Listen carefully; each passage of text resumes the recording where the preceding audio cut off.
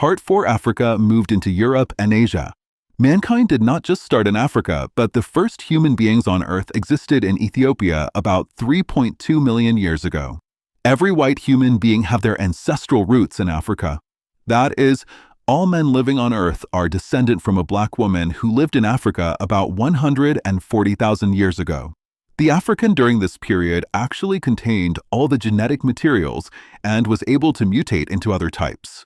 The evolutionary process of man in Africa. Van Sertima, 1987, posited that around 55,000 years ago, black Africans migrated from Africa to other places such as Europe, Australia, Asia, India, China, and started a civilization in those places. The black humans who migrated from Africa into Europe left Africa with their African albinos who were dying due to lack of melanin pigment to protect them from the hotness of the sun. In Europe, they started facing ecological changes and mutation from their hair to eyes, to skin colors, to nose, etc., especially during the Ice Age. This was as a result of hundreds of years of adaptation in the ice. Although some genetics were stronger and the ecological evolution could not affect them thus, they remain black. This mutation has nothing to do with evolution, but with changes brought about by ecological conditions. These changes created the first white human beings who were originally black Africans. The coloration is produced by the dropping in the Ice Age somewhere in southwestern Russia, and the Africans were caught up in the ice as they migrated into Europe. There were no Caucasians, Europeans, when the Africans landed in Europe.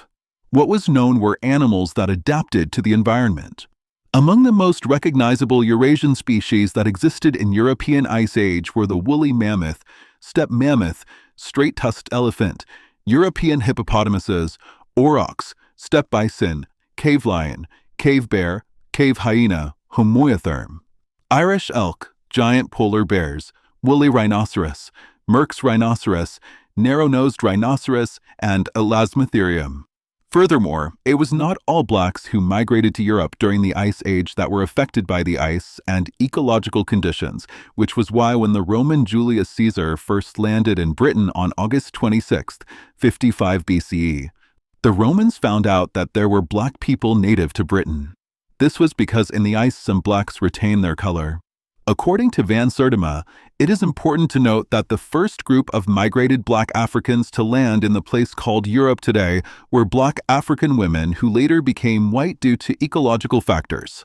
It was these black women who first left Africa to Europe with their albino children.